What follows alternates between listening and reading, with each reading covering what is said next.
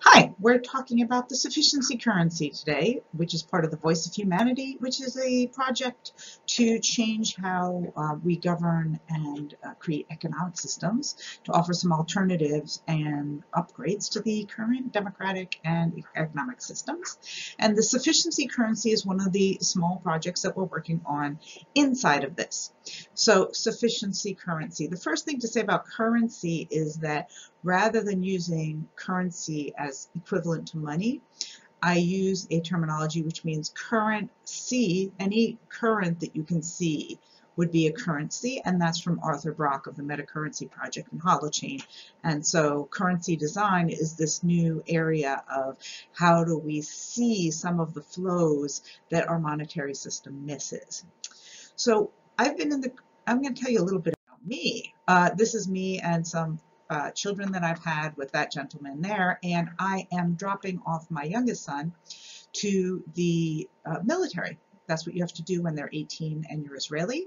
And when I moved to Israel 30 years ago, I was sure I wouldn't have to do that because by now we would have peace in the Middle East. So needless to say, that hasn't happened, but I haven't given up hope. And part of what I've been doing for the last 3 years, I've been working for 30 years in technology, but the last 3 years I've been working in specifically this area of cryptocurrency and the concept that we can reinvent money. And in fact, it's not just about reinventing money, because people have been saying we can reinvent money and the government doesn't have to issue money, but we forget that even the idea of money itself is a human construct. It's not like air, right? We can't live without air. But if everybody said we don't want money anymore, we want to create some new thing, and I'm not saying what that thing would have to be, but some new thing, we could create that new thing. People have lived without money and they could live without money again, and they might. In fact, it's almost certain they will, because every system we invent gets outdated eventually. So why not now? Well, we'll see. I mean, we can see why now, right? So here's this idea in the cryptocurrency world. We talk about the Star Trek world where there isn't any money. And here is Captain Jean-Luc Picard, everyone's favorite, saying the acquisition of wealth is no longer the driving force in our lives. We work to better ourselves and the rest of humanity. And then the question is, why are we talking about employment? Why are we still using money? Why is the cryptocurrency looking around at money when in the Star Trek world there isn't any money? People aren't even thinking of that in terms of their measurements. So taking one step forward on the Starship Enterprise, what is the most important thing in the Starship Enterprise, right? Well, we all know. It's the life support systems, right? Divert energy to the life support systems. If the life support systems don't work on the Starship Enterprise, all of the other endeavors of the Starship are quite useless. And we're living on a planet right now where the life support systems are in danger, right? We are having a pandemic. We're having a health crisis. That's a worldwide health crisis. We're having an information crisis. Some of us don't even know exactly. In fact, all of us are quite confused. What is the crisis that we're having? The information we're getting isn't great. But the life support systems, people are dying of hunger when there's obviously enough food. Our air quality is so bad that, there's forest fires and there's all kinds of cardiovascular diseases. Our food supply, everything seems to be in danger around our life support systems. And we keep talking about this idea of giving people money or things like that, but that's not a life support system, right? A life support system is food and water and energy and education, these basics, healthcare. So the sufficiency currency is talking about, okay, before we start trading about stuff, what about taking care of everybody on Earth? And another way to think about that might be something like, nobody gets a cell phone until every child is fed, right? There is no profit, right? I was talking to somebody today about profit. A profit should only happen if every child in your society is fed. And I'm not going to go into adults, probably every adult too, but we all agree that children are not free riders, right? We might disagree about whether adults need to be productive members of society, but nobody disagrees about children. And so the idea that there could be a profit of some company or some individual while there are still people starving is a very individualistic attitude. And so I'm thinking, how do we create these sufficiencies? How do we create the support systems just to support the life on Earth before we start talking about having a surplus? That's what the sufficiency currency is all about. So that's the context. And so I'm thinking about these in these terms. I invented this middle thing, which is a pool. So on the right, we have the market, and we all understand that. We trade stuff. I give you something, it's completely tit for tat. Everybody's got to have a job in the market, and everybody has to have a tradable good or some tradable service that they can provide, otherwise they can't function there. The commons is a concept that's well known. That is, for example, the oceans are commons, or our mountains, or our rivers, or water supply is a commons. However, today it's not legally protected very well. When indigenous peoples protect those quite well and have historically, they live in the land and in harmony with the land. Not necessarily everywhere in the world, but mostly, for the most part, indigenous peoples have a kind of harmony with the land and preserving the commons, but our legal structures don't recognize that. We have private ownership and what we call public ownership, which means a government owns it. At this moment, given the kind of wholesale collapse of many of our governments and their obvious failure to deal with a public health crisis, public health being a commons, we can also see the failure of governments to handle things like the rainforest, right? It ends up getting sold to private hands, even though supposedly it's a public trust. So our public legal structures are not good for the commons, but I'm not going to talk about the commons today. I'm talking about this middle part, which is a pool. And the idea is, look how many pumpkins I've got. I can't eat them all. Rather than trade them on a market, I would want to share them because that's part of our life support system. So what I'm saying in some ways is that really there's three types of economic constructs that I want to think about. One is the commons that we care for. And we need to preserve the commons in order to have any pool or any market, in fact. The pool is something we share, that is, we divide among ourselves so that the maximum number of people can be sustained.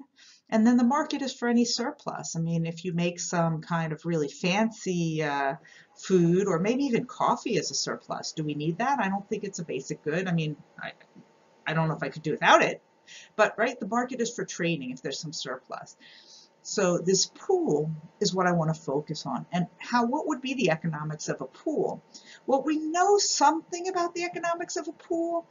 Certainly traditional peoples have had that, right? And in our families we have that. Okay, this is how much food we've got, and we share it. And when you eat at a shared meal, maybe you've got a plate of sushi in the middle, you're careful just to take a little bit at the beginning and make sure it goes around. And in families where there's a lack, or everybody's very careful about who gets the most and that sort of thing. So that's the life support systems that we share.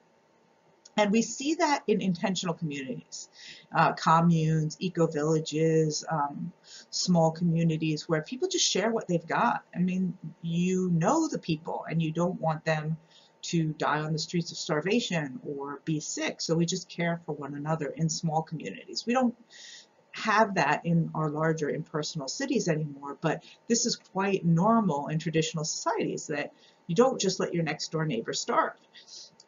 What I consider to be life support systems for this new Star Trek world, or whatever it is shelter, food, water. Those are obvious. But energy today, right? Electricity, gas or petrol, internet, education, and health. Those are the life support systems that I consider to be the essentials that we as humanity or as a society should be looking towards for trying to help one another, trying to create a sufficiency for our planet. Now, this isn't going to happen tomorrow, right? But that's the concept that I'm trying to lead up to. So what is this sufficiency currency, and how are we going to try and get there? Oh, by the way, if you think that this is like a communist idea, you could say that. I'm not going to say that's wrong. Communism probably only makes sense in terms of a monetary system. So I'm not necessarily talking about money. I'm just talking about humanity, right? I think that it's humane to not want people to starve to death. I think it's humane to want every child to have an education. I think it's humane that everybody should have electricity and healthcare. But if that triggers some political feelings for you, that's fine. But that's my basic assumption, okay? And you don't have to agree with me. So what is the communities that we can serve, and how can we start running experiments, right? So the idea would be that all of humanity would have this, but we don't actually know how to run this type of economic system yet. So what would that, because right now we've got like welfare systems and universal basic income systems, but what would this system look like? How could we manage that differently, not around money? So I'd like to run an experiment, and I would like to run an experiment with some eco-villages. These are pictures of eco-villages, intentional communities, community co-ops. We're having more and more urban commons, hacker spaces. So this kind of peer-to-peer movement, you can look at the P2P Foundation to find out more. Urban commons, these things are growing more and more, especially with the pandemic. People are just having these mutual aid groups and trying very hard, and there's these buy nothing movements. So there's more and more of these groups that are trying to support one another, and within those groups they don't use money, they just share. So what if we create an economy among those groups, right? These groups that are already sharing inside of their group, how do we get them to share as one large group? And that's the sufficiency currency. And I'm starting with eco-villages and intentional communities because these are already people who have a mindset like that. In our group, we share. And so basically what we do have is offers lists. It would be a piece of software, right? Every community would make an offer. And you would be able to share that among you. Obviously, it would have to start with geolocations that are near each other, and I would want to have an ecosystem, bring in both urban and rural communities so that there would be a trade-off. Maybe there's a hacker space that can help program this software or help them build, their solar panels or something like that in that makerspace, and they also have a coffee shop in the makerspace, and they can sell the foods and not whatever food they don't eat, right? They would eat the food from the farms and be able to sell the surplus, and so that there would be this ecosystem between them where they share this pool. And there would be capacity, right? So the goal would be to have everybody be as self-sufficient as much and grow the movement. And there might be, this is a room, it's just a room, but if you had an empty room, you could say, listen, we could adopt another couple into our community. So measure number one, right? The first measure would be, what do we have in terms of our ability to support people, support ourselves?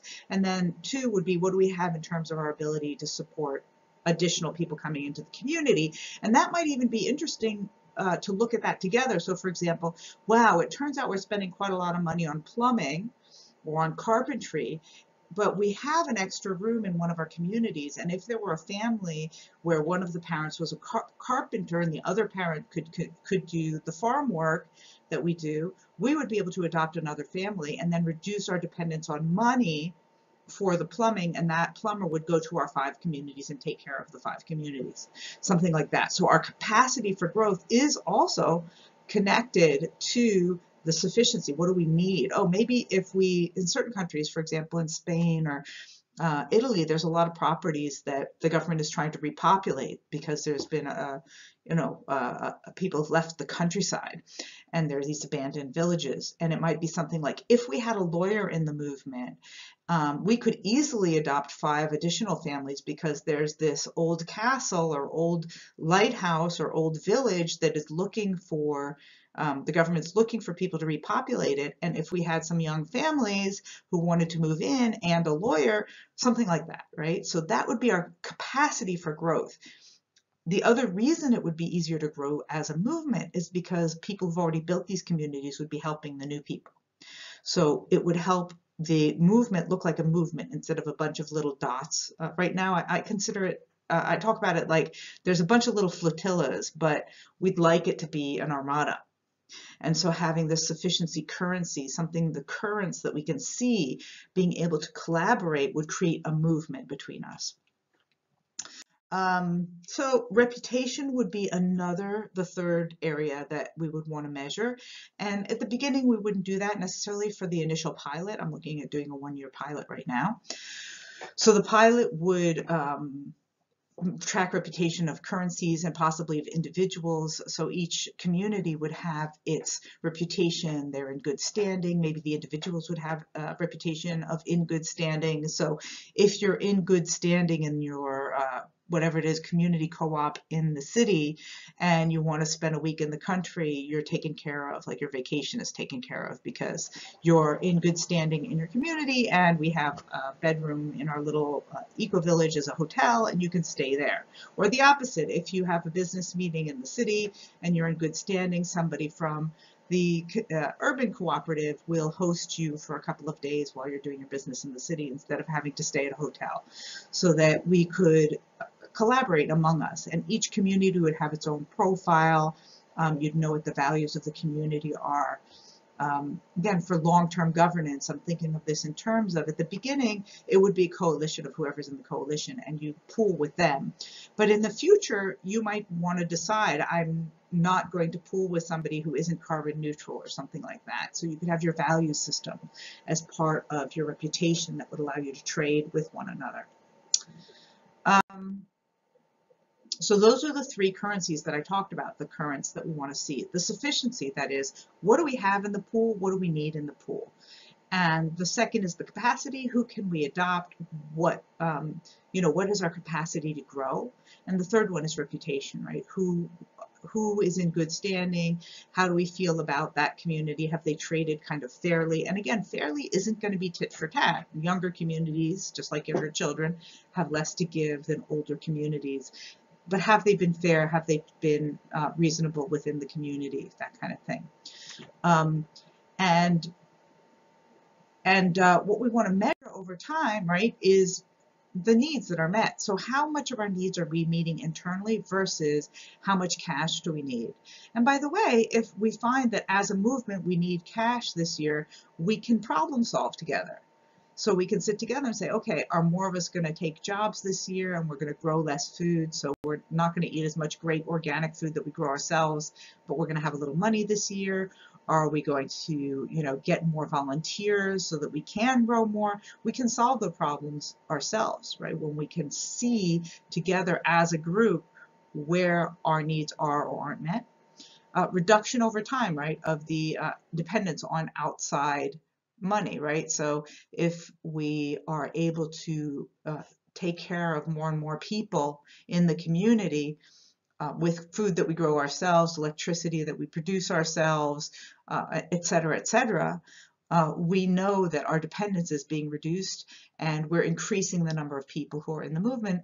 And the reason to increase the number of people in the movement is to lower the ecological impact, right? And also to grow as a movement, to have more and more people sustained, right? If this is a sufficiency currency and everybody inside the movement has their basic needs met, we want to grow the movement and have more and more people have enough food, have enough healthcare, live in relationship with people that care about them and that they care about. Surplus, of course, would be a measure of success and the capacity growth, and what I'm calling karma level reciprocity. And again, it's not tit for tat, but a feeling that all of the members, whether it's individuals or groups, are doing their share, whatever that feels like, however that feels right, and that we're able to communicate with each other and say, hey, listen, this is how we've been pulling our weight, and we expect this from you. So that's karma level reciprocity. Right, so where am I? I'm in France, actually. That's this background. I'm in an Airbnb in France, and I'm traveling around to these different eco-villages and talking to them, and I'm working with the Gen Europe organization to actually start implementing some of these things. So it's making progress. I'll be putting up a website. You'll be able to see it. You may be seeing this on the website, and reporting every week. And there is a weekly call on Wednesdays for anybody who wants to join at 5 p.m.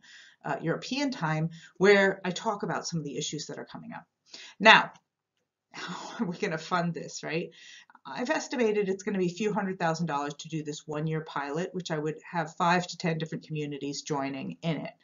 And what I'm looking for right now is funding from a one-year educational program for millionaires. Oh, look at these, Top Millionaire League. So we have a lot of people with a lot of money, and if they're living in California, no air, And what we're offering is basically a one-year program that'll cost between $200,000 and $300,000, where you come with a family of four. We place you in an eco-village. We interview you. We interview the eco-village. It's very careful placement. You know, it's not like, you know, it's not a concierge service, but we're placing you, we're taking care of your visas, we're taking care if you want your kids to be in a Spanish-speaking area and go to a regular school, or if you want to homeschool them, all those things will be taken care of. And one family per community, and some of the funding goes to the eco-village, some of the funding goes to the movement, and most of the funding goes to, it's my seed for this startup.